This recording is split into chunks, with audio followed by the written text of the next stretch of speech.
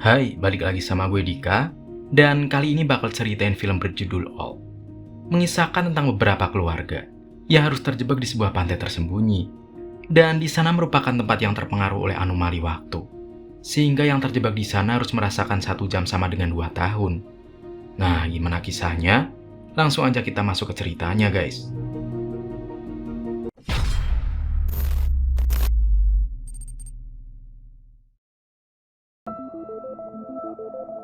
Di awal film, kita diperlihatkan sebuah keluarga dalam perjalanan ke suatu tempat.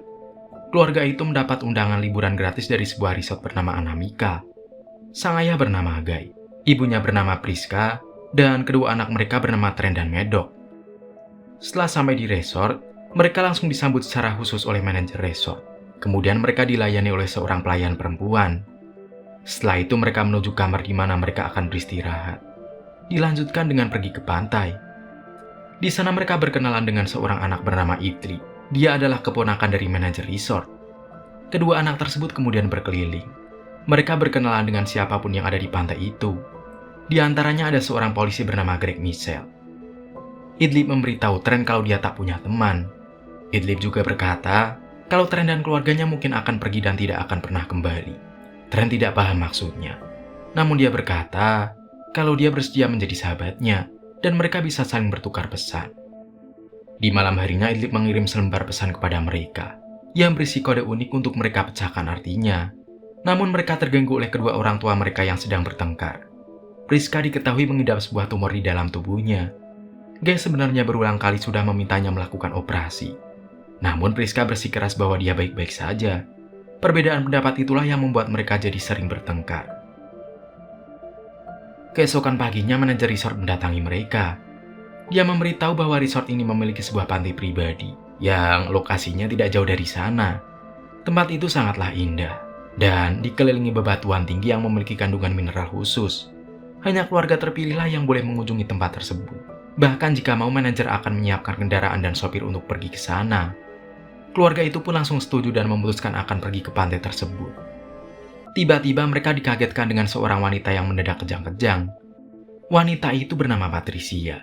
Suaminya yang bernama Jarin berkata kalau istrinya menderita epilepsi. Lalu datang seorang pria bernama Charles yang seorang dokter. Dia berkata kalau Patricia mengalami kejang toni-klonik. Dia meminta benda-benda dijauhkan dari Patricia, agar kejang yang dia alami segera berhenti. Dan sesaat kemudian wanita itu berhenti dari kejangnya. Sesuai janji, manajer sudah mempersiapkan kendaraan yang akan membawa keluarga G pergi ke pantai rahasia. Dan ternyata Charles bersama keluarganya juga terpilih mengunjungi tempat tersebut. Charles pergi bersama ibunya, istri, dan putrinya yang bernama Kara. Mereka kemudian diantar seorang sopir. Setelah sampai, sang sopir menunjukkan kemana arah mereka harus pergi. Dan dia juga memberikan persediaan makanan yang sangat banyak. Setelah itu sopir berpamitan karena harus segera kembali ke resort. Para wisatawan itu melewati sebuah lorong batuan. Hingga akhirnya mereka sampai di pantai yang sangat begitu indah. Kedua keluarga itu pun sangat senang karena bisa menjadi yang terpilih untuk berlibur di sebuah pantai rahasia. Selain mereka, ternyata ada seorang pria yang sudah ada di sana. Ternyata pria ini adalah seorang artis yang cukup terkenal bernama Sedan. Tren dan Matt kemudian berkenalan dengan Kara. Lalu mereka bertiga bermain bersama. Setelah itu mereka bertiga bermain petak umpet. Saat sedang bersembunyi, tiba-tiba Tren dikejutkan ada mayat mengapung di belakangnya. Para orang tua pun dibuat terkejut. Kemudian segera mengangkat jenazah tersebut. Tidak diketahui siapa identitas mayat itu, tapi mereka curiga terhadap Sedan yang sudah berada di pantai ini sebelum mereka datang. Karena terlihat ada darah yang keluar dari hidungnya, dan mereka menduga kalau Sedan bertengkar dengan wanita itu lalu membunuhnya. Sedan pun membantahnya dan bilang kalau dia tidak membunuh wanita tersebut. Dia mengakui kalau wanita itu bersamanya di hari sebelumnya, namun wanita itu pergi berenang dan tak pernah kembali. Mereka pun mencoba menghubungi resort. Namun sayangnya di tempat tersebut tidak ada sinyal sama sekali. Sementara itu ibunya Charles mulai merasakan sesak nafas. Tapi istri Charles malah menyalahkan kalau seharusnya sang ibu harusnya di rumah saja. Tak lama kemudian, Jarin dan Patricia juga datang ke pantai tersebut. Ternyata mereka juga terpilih untuk berkunjung ke tempat ini. Baru saja sampai mereka langsung dikejutkan dengan keadaan ibunya Charles. Dan seseorang harus pergi ke parkiran untuk mencari sinyal. Jarin berkata kalau dia bersedia untuk kembali meminta bantuan, dan mungkin saja si supir masih berada di sana. Namun saat berada di dalam lorong bebatuan, Jarin merasa ada yang aneh, dan secara misterius dirinya terlempar kembali ke pantai. Masalah lain pun mulai terjadi. Priska mendatangi Charles kemudian memintanya untuk memeriksa kondisi tubuh anaknya. Mereka berdua terlihat sedikit lebih besar, dan dia takut mereka menderita suatu penyakit. Charles melihat kalau kedua anak itu baik-baik saja. Namun Charles tetap akan mencoba memeriksanya. Tiba-tiba Kristal berteriak dan memberitahu Charles kalau ibunya mendadak pingsan dan berhenti bernafas. Charles mencoba melakukan PCR, namun sayangnya sang ibu tidak berhasil diselamatkan. Sementara itu Trent dan Matt terlihat asik ngobrol dengan Jarin dan Patricia. Saat Jarin bertanya berapa umur mereka, dia tidak percaya dengan jawaban anak-anak tersebut. Trent berkata kalau dia berumur 6 tahun. Namun kalau dilihat dari fisiknya, Jarin menduga Trent sudah berumur belasan tahun. Tak lama kemudian Priska datang menghampiri mereka. Priska hampir tidak mengenali anak-anaknya sendiri. Seakan tidak percaya dengan kedua anaknya, yang tadinya masih kecil sudah terlihat seperti anak remaja.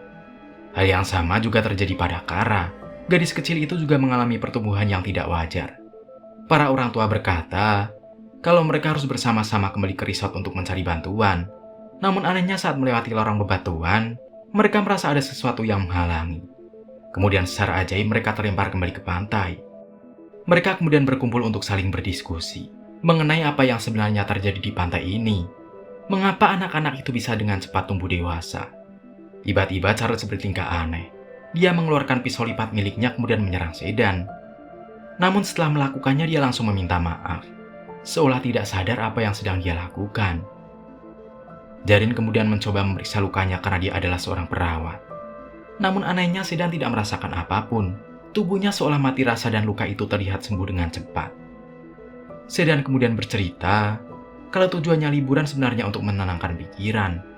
Begitu juga dengan wanita yang meninggal sebelumnya, yang bercerita kalau dia mengalami kerusakan saraf. Mereka berdua berkenalan, dan di saat yang sama mereka ditawari untuk berwisata ke tempat ini. Patricia kemudian menyadari sesuatu, bahwa setiap keluarga yang berlibur di pantai ini memiliki orang yang sedang sakit. Charles juga diketahui kalau dia mengalami gangguan mental. Hal itulah yang membuatnya melakukan serangan kepada Sedan. Mereka kemudian memutuskan berpencar untuk mencoba mencari tahu apakah ada jalan keluar lain. Namun sepertinya usaha mereka itu sia-sia, karena tidak ada jalan lain selain memanjat ke atas ataupun berenang mengitari lautan. Saat mereka sedang berdiskusi, tiba-tiba Priska mengalami sakit di perutnya. Dia berkata kalau istrinya memiliki tumor di perutnya namun tidak berbahaya. Tumor yang awalnya hanya seukuran jempol, entah mengapa mendadak tumbuh menjadi besar. Jarin berkata kalau tumor itu harus segera dikeluarkan, jika tidak bisa mengancam nyawa Priska. Beruntung Charles adalah dokter spesialis bedah, dan dia berkata kalau bisa membantu mengeluarkannya menggunakan peralatan seadanya. Charles akan mencoba mengoperasinya, namun saat membedah perutnya, secara ajaib luka itu menutup kembali dengan cepat. Lalu Charles berkata saat dia membedahnya, seseorang harus menahan luka itu agar dia bisa mengeluarkan tumornya. Dan akhirnya tumor berukuran jumbo itu berhasil mereka keluarkan. Luka bedah itu juga dengan sangat cepat menutup, dan Priska sembuh dengan seketika. Kemudian dari kejauhan Sedan meminta mereka melihat jenazah wanita tadi. Mereka sangat terkejut melihat jenazah itu sudah menjadi tulang belulang. Priska berkata seharusnya proses itu berlangsung selama kurang lebih 7 tahun. Lalu bagaimana mungkin hal itu bisa terjadi dalam waktu 3 jam sejak mereka menemukan jenazah tersebut? Dari sinilah mereka menyadari bahwa di pantai rahasia ini terjadi sebuah anomali waktu, di mana waktu berjalan jauh lebih cepat dari yang seharusnya, bahkan turut mempengaruhi kondisi tubuh mereka. Hal tersebut seolah menjadi jawaban atas keanehan yang terjadi pada anak-anak. Para orang tua mungkin tidak terlalu terlihat, namun jika diperhatikan wajah mereka juga terlihat sudah agak menua. Ada kemungkinan tebing batu yang mengelilingi pantai ini adalah penyebab terjadinya anomali waktu di tempat ini. Sementara itu Trent dan Kara sedang asik berduaan di dalam tenda. Semenjak tumbuh lebih dewasa mereka berdua menjadi saling suka, dan kemudian mereka bercocok tanam di tenda itu. Tidak ada satu orang tua pun curiga apa yang dilakukan mereka berdua. Para orang tua kemudian menghampiri Trent dan Kara. Lalu mereka terkejut melihat perut Kara yang membesar seperti orang hamil. Usia kandungannya diperkirakan sudah lebih dari 5 bulan. Sebelumnya mereka juga sudah mengetahui Kalau 3 jam di tempat ini, waktu sudah berjalan kurang lebih 7 tahun. Atau sekitar 1 jam berlangsung selama 2 tahun lamanya. Mungkin hanya dalam waktu beberapa menit ke depan Kara akan melahirkan. Dan benar saja, Kara mulai merasakan kontraksi pada perutnya. Jarin kemudian memintanya berbaring, karena dia akan membantu persalinannya. Setelah berjuang, akhirnya bayi tersebut lahir ke dunia. Namun sayangnya bayi itu meninggal tak lama kemudian, karena waktu berjalan dengan sangat cepat. Dalam hitungan menit mungkin sudah berjalan berhari-hari.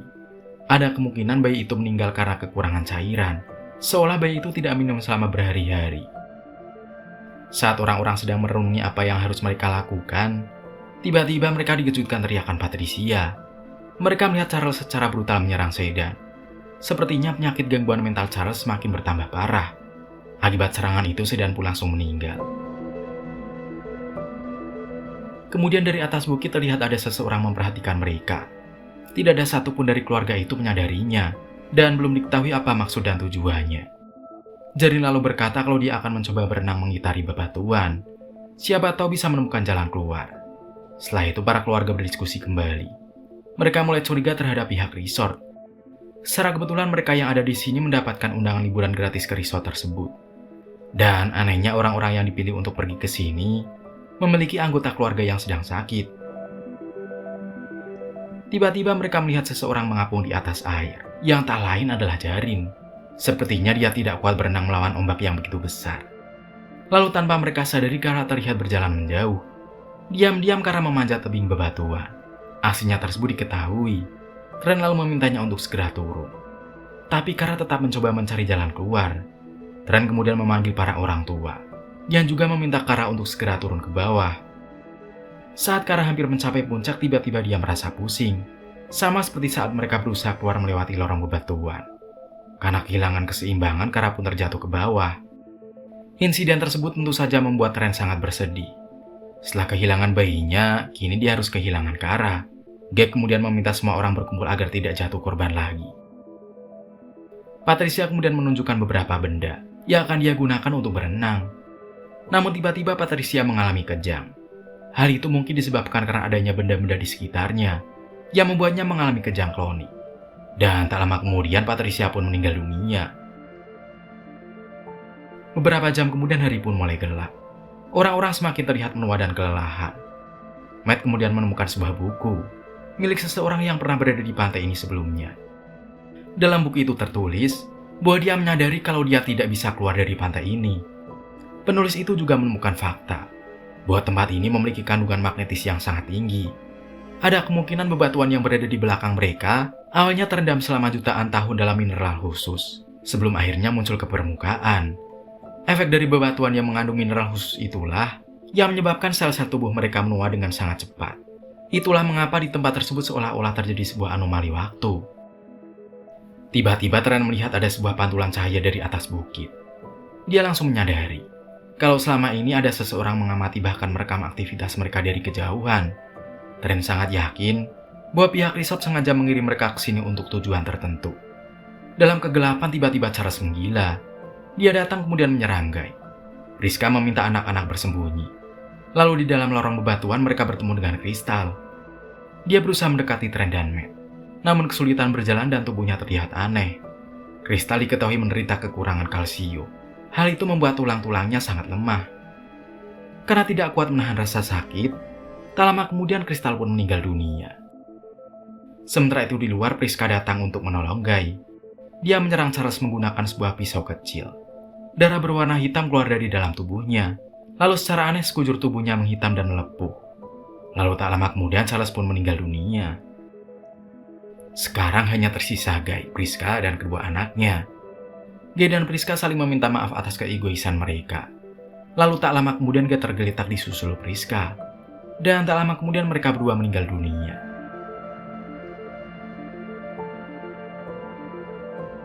Keesokan harinya Tren dan Matt masih bertahan hidup. Namun kini mereka terlihat lebih tua dari sebelumnya. Saat sedang di pantai, Tren menemukan kembali pesan berisi kode yang dikirim Idlib sebelumnya. Pesan yang belum sempat sepenuhnya diselesaikan itu ternyata berisi tulisan pamanku tidak suka koral. Tren lalu berpikir, apakah mungkin bebatuan karang di depannya bisa melindungi mereka dari pengaruh tebing bebatuan di belakang mereka. Bisa jadi Idlib mengetahui kalau pamannya itu mengirim orang-orang ke tempat ini dan tidak akan pernah kembali. Tanpa pikir panjang, mereka berdua langsung berenang ke arah batu karang. Mereka mencoba mencari apakah ada jalan keluar di baliknya. Sementara itu di atas bukit, terlihat pria yang merupakan sopir resort yang sedang memantau aksi Trent dan Matt yang berenang ke arah batu karang. Setelah lama menunggu tidak ada tanda-tanda kemunculan mereka, lalu sopir itu menelpon seseorang, kemudian berkata kalau keduanya telah tenggelam. Dia juga melaporkan kalau pengamatan selesai, dan dia akan kembali ke pusat penelitian. Setelah sampai ke laboratorium, terlihat kalau ruangan itu dipenuhi ilmuwan yang sedang melakukan berbagai penelitian terhadap suatu penyakit. Di tempat itu juga terlihat manajer yang ternyata adalah kepala penelitian. Lalu dia meminta orang-orang untuk mengheningkan cipta atas 73 peserta penelitian atau korban yang meninggal di pantai itu. Manajer kemudian berkata kalau penelitian yang mereka lakukan di tempat itu bisa membantu mereka menyelamatkan jutaan nyawa. Salah satu contohnya adalah Patricia yang mengidap epilepsi. Setelah meminum obat yang dicampurkan ke dalam minumannya, Patricia tidak mengalami kejang selama kurang lebih 8 jam. Jika dikonversi ke waktu yang berjalan di pantai itu, Patricia tidak mengalami kejang selama 16 tahun. Ya artinya obat itu cukup berhasil dalam mengobati penyakitnya. Mereka terpaksa melakukannya, karena perusahaan mereka yaitu Warren & Warren dituntut bisa menemukan obat-obat setiap harinya. Beruntung alam menciptakan sebuah tempat, di mana waktu berjalan dengan cepat, sehingga mereka bisa melakukan observasi dalam waktu yang sangat singkat. Terlihat polisi yang pernah ditemui Trent sebelumnya. Dan ternyata Trent dan Matt berhasil selamat dan keluar setelah melewati bebatuan karang di pantai tersebut. Kepada polisi itu mereka menceritakan semua kejadian yang mereka alami. Setelah itu mereka berdua mendatangi manajer yang sedang menyambut tamu baru. Kepada semua orang mereka memberitahu kalau mereka ini adalah korban penelitian rahasia. Manajer pun menjadi panik dan dia tidak menyangka kalau ada orang yang berhasil keluar dari pantai tersebut. Trent kemudian menghampiri Idlib yang berdiri di depannya. Kemudian Trent memberikan selembar surat yang pernah Idlib berikan, seolah memberitahu kepadanya kalau Idlib secara tidak langsung telah menyelamatkan mereka berdua. Sementara itu si polisi melakukan investigasi terhadap adanya laporan orang hilang. Dia pun mencari bukti tambahan kejahatan yang sedang terjadi di resort tersebut. Setelah investigasi selesai, pihak berwajib langsung menangkap semua orang yang terlibat, dan mereka harus dihukum atas perbuatan yang telah mereka lakukan. Sang polisi juga kemudian mengantarkan Trent dan Matt pulang ke rumahnya. Kemudian, film pun akhirnya berakhir.